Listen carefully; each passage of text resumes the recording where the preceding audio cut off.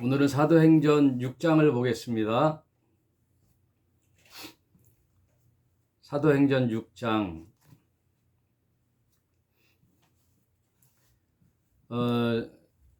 성경 전체를 통독하는 것은 그냥 읽어가는 것만도 그렇게 쉽지 않은데, 한 장씩 살펴보면서 어느덧 사도행전까지 와 보니 이제 올해 안에 다 끝날 것 같죠. 일독이. 오늘은 사도행전 6장입니다. 그때의 제자가 더 많아졌는데 헬라파 유대인들이 자기 과부들이 그 매일 구제에 빠짐으로 히브리파 사람을 원망한데, 12 사도가 모든 제자를 불러 이르되, 초대교회가 강력한 표적들이 나타나니까 성경에 말하기를 5,000명이 유대인들이 믿었다 그래요. 돌이키고 그리고 많은 사람들의 영향력을 펼치니까 사람들이 곧 예수님이 재림할 것 같은 이제 임박한 종말론에 있었어요. 그 당시 분위기가 그랬어요. 곧 예수님이 오실 것이다. 그러니 표적들이 나타나고 또 누구나 자기 재산을 다 자기 것으로 여기지 않고 재산을 팔아다가 사도들의 발 앞에 갖다 놨잖아요. 그러니 그 지난 장에 보니까 5장에 아나니와 삽비라라는 사건도 있었잖아요. 남들이 다 하니까 나도 해야지 하는데 다 하기는 아깝고 일부를 마치 전 재산인 것처럼 속여서 이제 내놨다가 지금으로는 상상하지 못할 엄청난 사건이 일어났죠. 베드로가 그것을 감지하고 아나니아와 삽비라를 불러다가 훈계를 하고 그렇게 하면 안 된다라고 강력하게 권고를 하면 되는데, 초대교회 이 당시는 바로 그 혼이 떠나는 죽음의 표적이 일어났어요. 그러니까 하나님의 이제 신성한 초대교회의 출발에 이런 거짓이 이제 발각되니까 이 베드로를 통하여 강력한 사건이 일어났죠. 두 부부가 이제 직사했단 말이에요. 그러니 그 소문이 그 초대교회 신자들과 또 주위에 다 들리니 굉장히 놀랍기도 하고 두렵기도 한 거죠.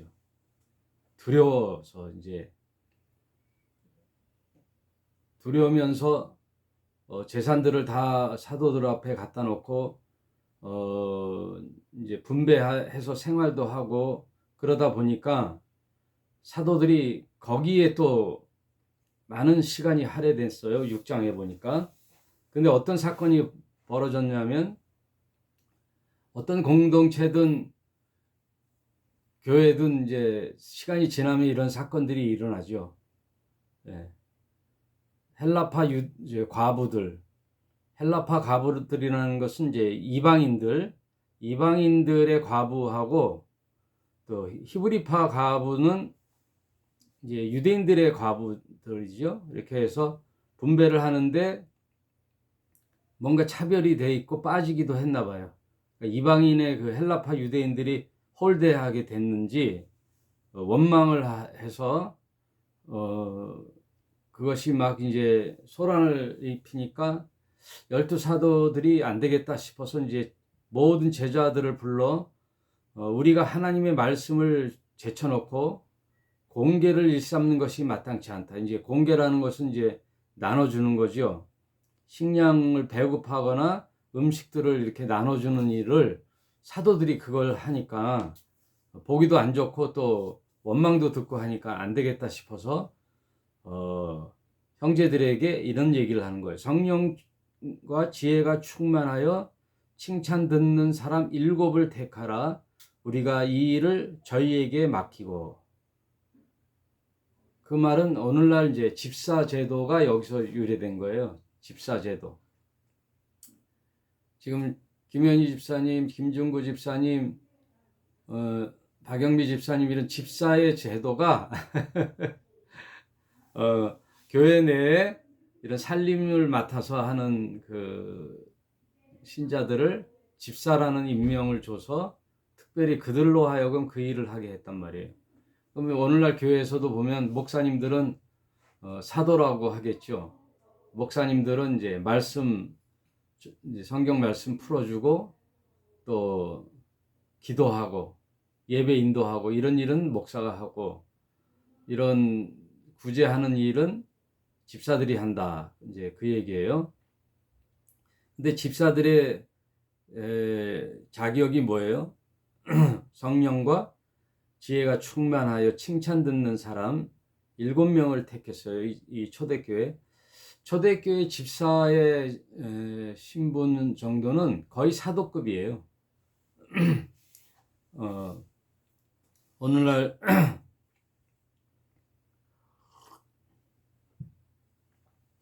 교회에 가면은 교회 다니면 어느 정도 다니면 다 집사님이라고 그러잖아요. 다 집사님.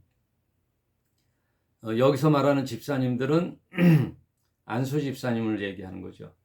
오늘날 교회의 집사님들은 1년 임기예요. 그걸 서리 집사라 그러거든요. 1년 임기에 집사 직분을 줘요. 그러면 이제 내년이 되면 또 서리 집사가 되는 거예요. 이제 특별히 다시 임명을 하기도 하지만 대체로 그냥 연임이 되는 거죠.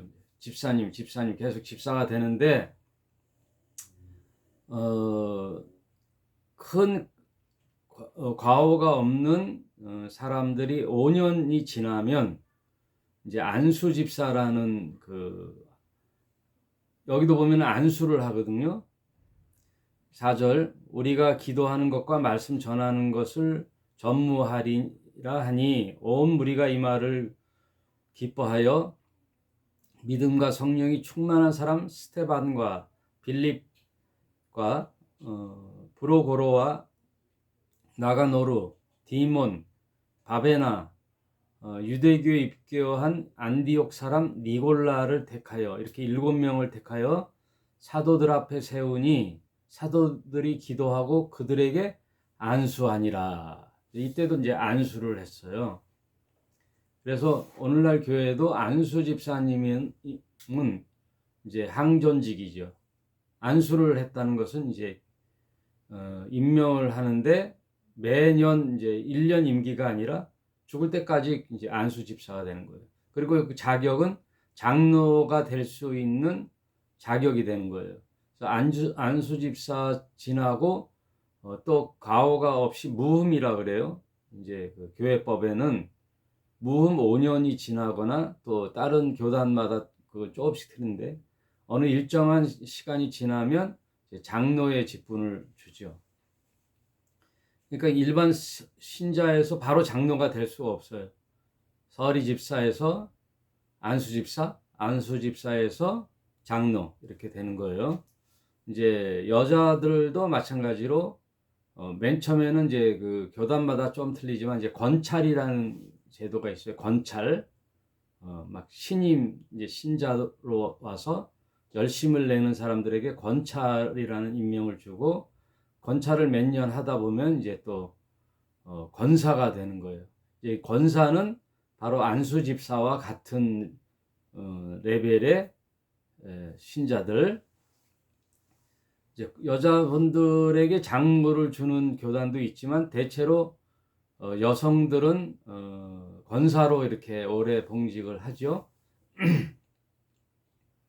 아무튼 이 초대교회에 그런 이제 그 나눔, 식량 배급 이런 걸로 인하여 집사들을 세웠어요.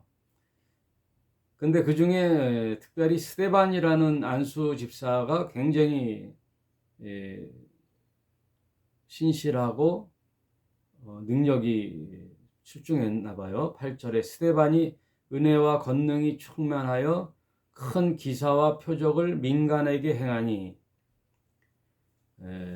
스데반이 그 당시 집사로서 큰 능력도 행하면서 또 그런 식량이나 나눔을 공급하는 그 집사 직분을 잘 감당했어요. 스데반이 지혜와 성령으로 말함을 저희가 능히 당하지 못하여 사람들을 가르쳐 말시키되 이 사람이 모세 및 하나님을 모독하는 말하는 것을 우리가 들었노라 하게 하고 백성과 장로와 서기관들을 충동하여 잡아가지고 공회에 이르러 거짓 증인들을 세우니 가로되 스데반을 이제 그 당시 유대인들이 사도들보다도 집사들을 이제 공략해서 모함을 해가지고 이제 공회에 세웠어요. 이 사람들이 거짓 증거한다. 그래서 공회에 세웠더니 그 말이 이 나사렛 예수가 이곳을 헐고 또 모세가 우리에게 전하여 준 규례를 고치겠다 함을 우리가 들었노라 하거늘 공회 중에 앉아 있는 사람들이 다 스데반을 주목하여 보니 그 얼굴이 천사의 얼굴과 같더라. 이게 이제 6장에 나오는 얘기예요. 스데반이 나름 그 안수 집사 중에 그래도 은혜와 성령이 충만하여 복음을 전했나 봐요. 그랬더니 유대인들이 호시탐탐 사도들과 제자들을 이제 고발하려고 주재하여 봤잖아요. 그래서 이제 7장이 스데반의 그 순교가 나와요. 7장에 가서 스데반의 순교가 나오는데 오늘은 6장만 이제 살펴보도록 하겠습니다. 우리가 6장에서 보면은 초대교회의 그런 재산들을 다 자기 것으로 여기지 않고 내놨다는 것이 오늘날 교회하고는 많이 차이가 나죠. 오늘날 신자들의 재산을 다 팔아가지고 교회 바쳐라 하는 이야기들은 사이비 이단 종교에서나 가끔 나오잖아요. 뉴스나 신문에 이단들이 이제 그런 짓을 하잖아요. 재산을 다 팔고 곧 재림 예수가 이 세상이 멸망하니 공동체 생활을 하는 거죠. 다 모여가지고 공동체 생활을 한다는 것은 집이 따로 있는 게 아니라 어떠한 그 집성촌의 그 집단 으로 사람들을 끌어다가 거기서 가사일 노동일을 시키면서 공동체 생활을 하는 거죠. 수입 지출 이런 것을 다 하나로 만들어 가지고 거기서 수익이 오는 것에 공동체에서 쓰고 나머지 이제 먹고 사는 그런 배급을 통하여 하는 공동체 생활을 마치 사도행전에 있는 이런 초대교회 모습을 본따 가지고 사이비들이 많이 유용했단 말이에요. 그래서 역사에 보면은 히피족도 다 그런 거죠. 미국에 보면 히피족도 사회에 적응하지 않고 사회에서 떨어져 어떤 그런 것을 공감하는 자들이 함께 모여서 그들의 명분은 뭐 자연을 보호하고 문명을 거부하면서 자연 그대로의 삶을 산다라는 거죠. 말하자면 요즘 TV에 나오는 나는 자연인이다 하는 사람들은 이제 깊은 산속에서 혼자 살지만 이 사람들은 이제 집단 체제를 이루는 거죠. 그런 걸 보면 대체로 종교와 그런 것 공동체를 하나로 묶어 가지고 하는 이제 이단 사이비의 모습들이 보여요. 그들의 명분이 이런 이제 초대교회의 모습들이란 말이에요.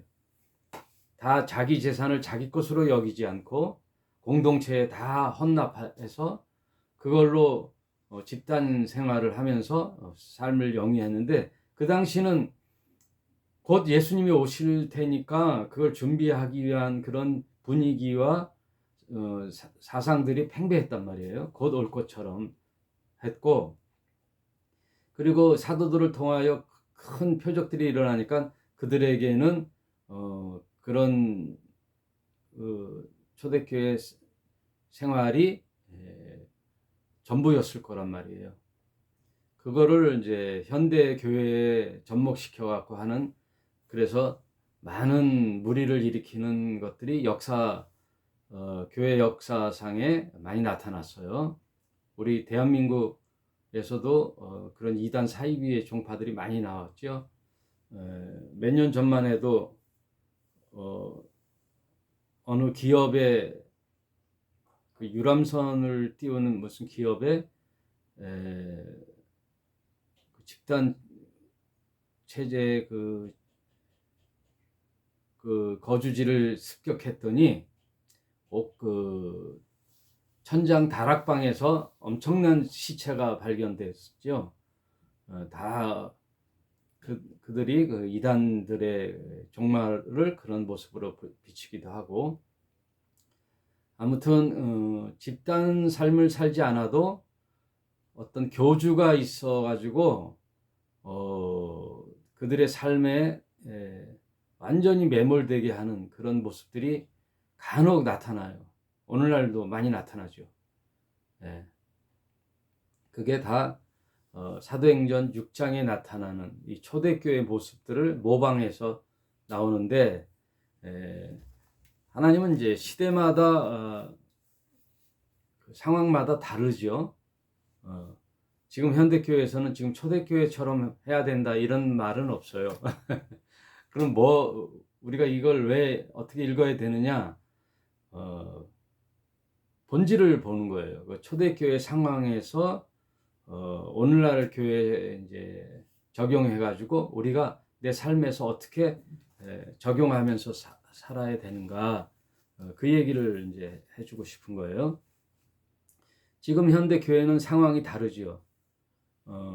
성경을 통해서 우리의 삶이 완전히 바뀌어졌다면은 그 삶의 지향점이 일단 두 가지 모습으로 나타나요.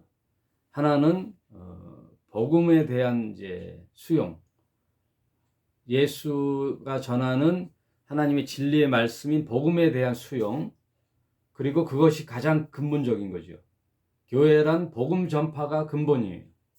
그게 가장 베이스가 돼야 되고, 그 다음 복음을 통하여 신자들이 이제 입회하게 되잖아요. 그러면은 어떠한 그 공동체의 그 구성원이 있단 말이에요. 그러면 그 신자들은 믿음 생활을 통하여 서로 이제 격려하고 공고해지고 사랑과 교제를 통하여 더 든든히 세워 나가되 복음 전파를 위하여 나눔의 이제 삶을 사는 거예요.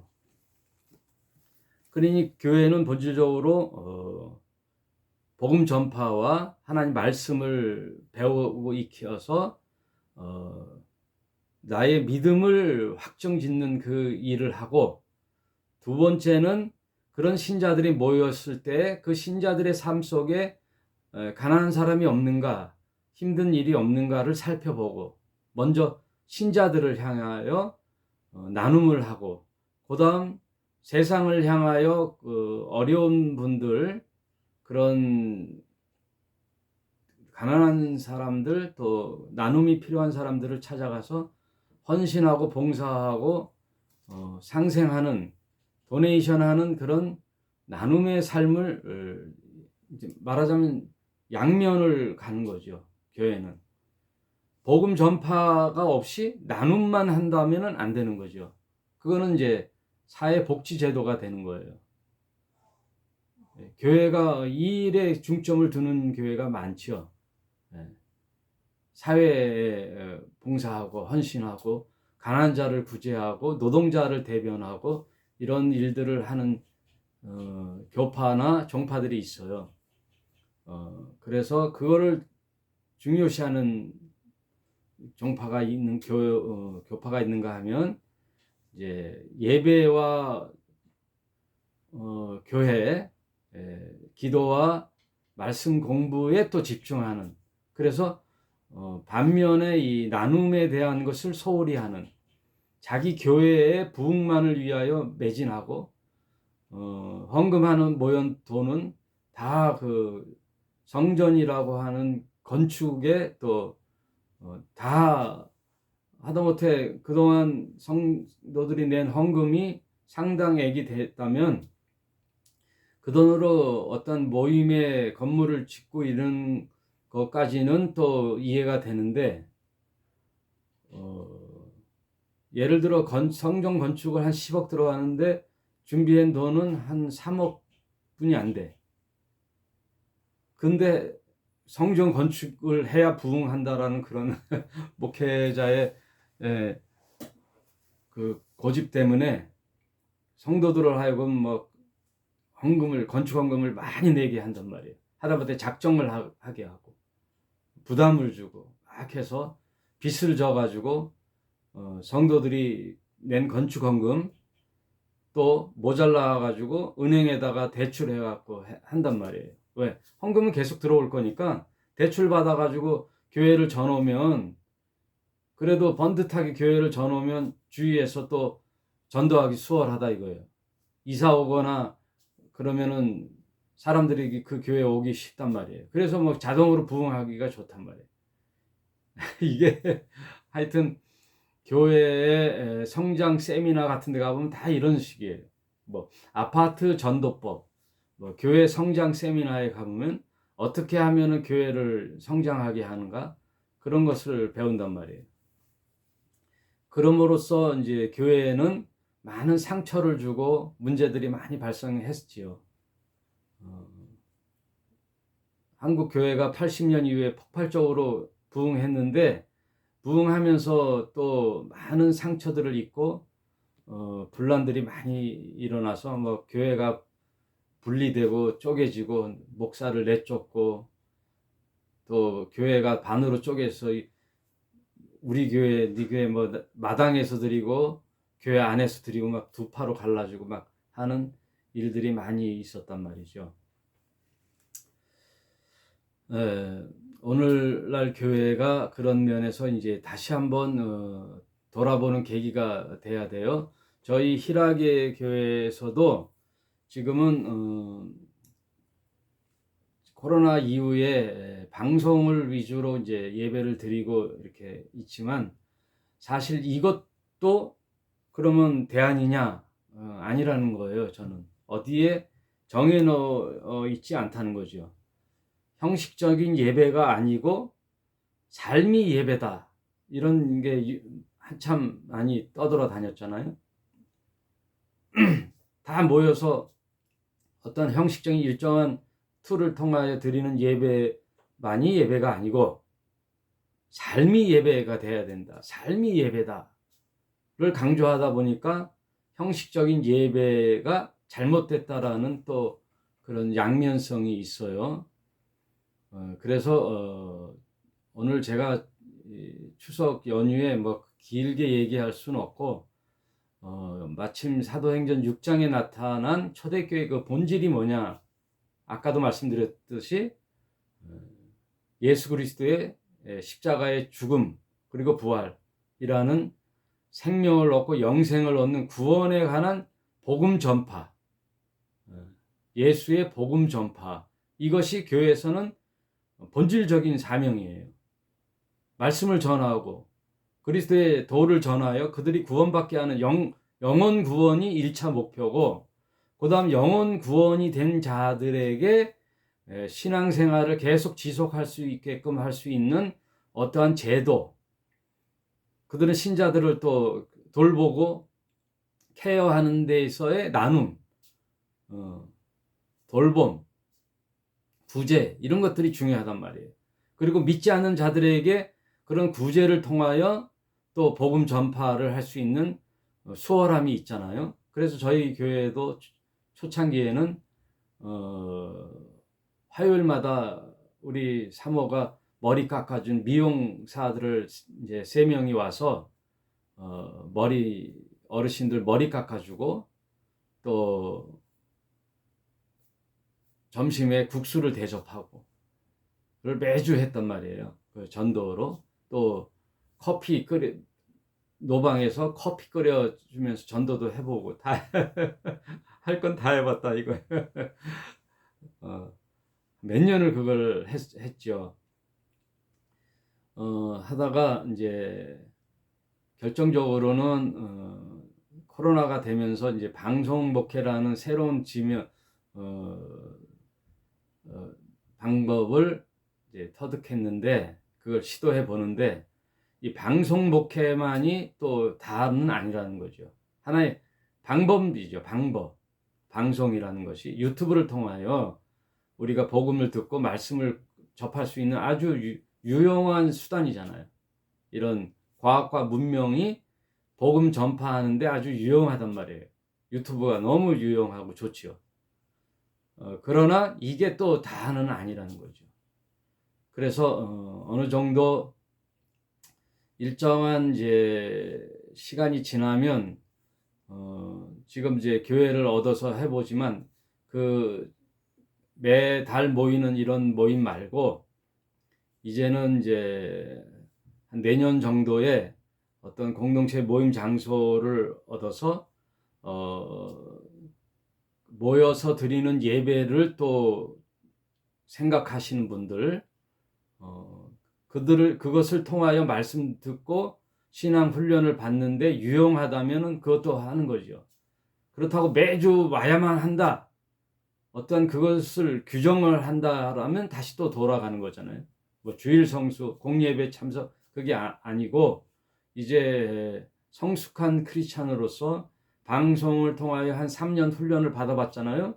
그러니까 아마도 일독이 다 끝나고 나면 이제 모여서 드리는 예배 그 장을 열어주기도 해야 되잖아요.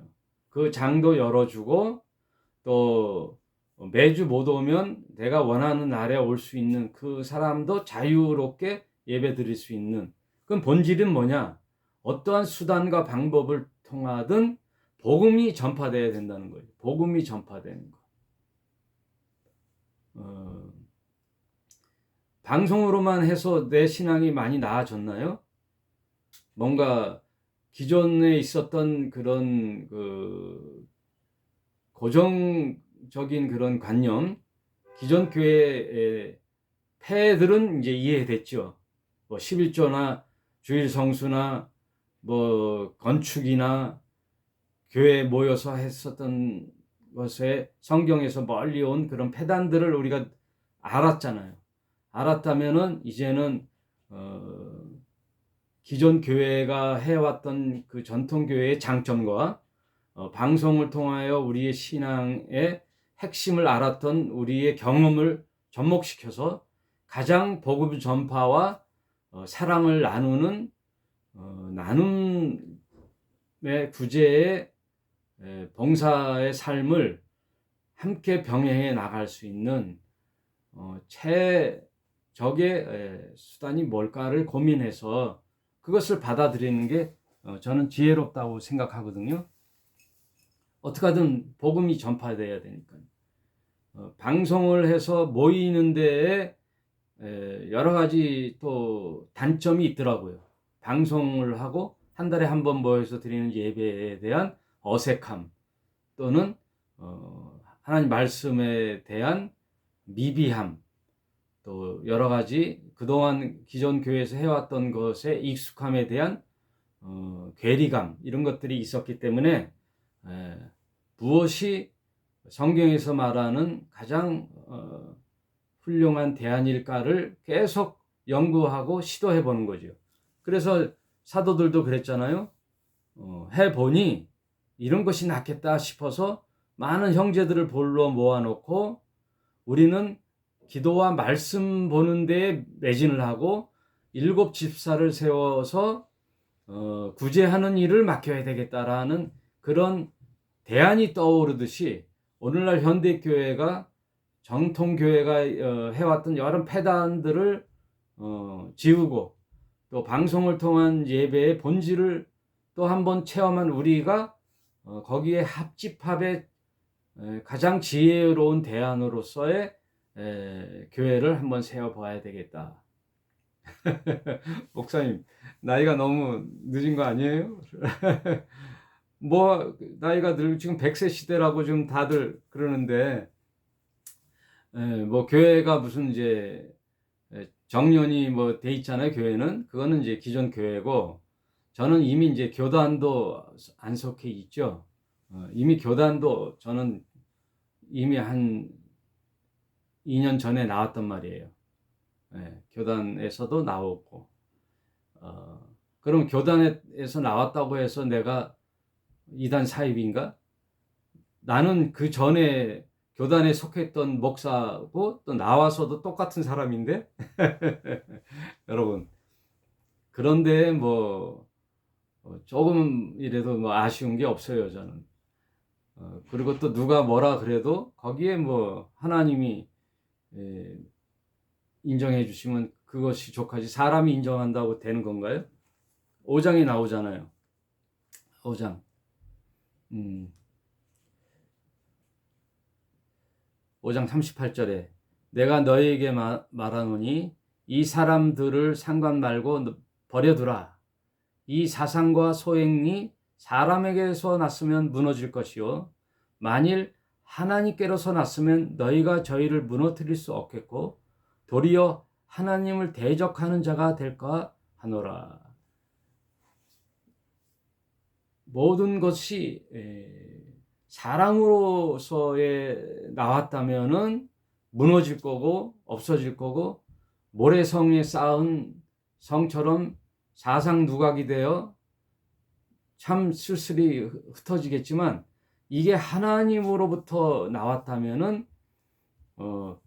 단 몇 명이라도 생명으로 세워지고 진리로 세워질 것이고, 또한 그것을 반대하는 사람들이 하나님을 대적하는 거잖아요.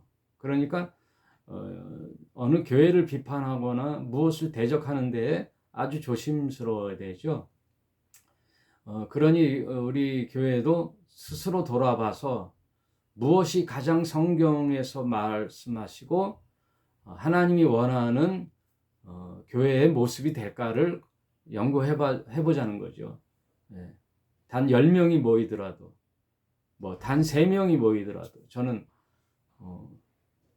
우리 교회를 통하여 생명이 전해지고 복음이 전해지고 진실한 성도가 배출될 수 있는 그것으로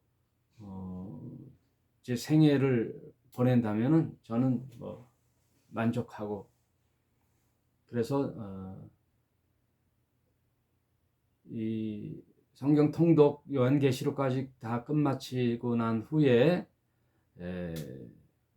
또 장소로서의 모임 예배를 드리는 교회로서를 신중히 고민해 보는 그런 생각을 하고 있습니다. 여러분, 오늘은 말씀은 여기까지 하고요. 6일이라는 이제 추석 연휴를 이제 보내고 계신데, 이제 내일 모레 화요일까지 가족들과 함께 좋은 시간 보내시고 또 다시 생활에 들어갔을 때 건강한 모습으로 열심히 생활하시고, 또 이번 기회에 가족 친지를 방문하신 분들 행복한 시간 보내시고 즐거운 여행 되시고요. 우리 희락의 교회가 어떻게 하든 말씀과 복음과 구제를 병행해 나가는 참 진리의 교회로 세워질 수 있도록 목사와 우리 신자분들 마음이 하나 되어 한번 세워져 나가 봅시다. 여러분들의 도움이 절실합니다. 오늘 방송 여기까지 하겠습니다. 여러분 즐거운 시간 되십시오. 감사합니다.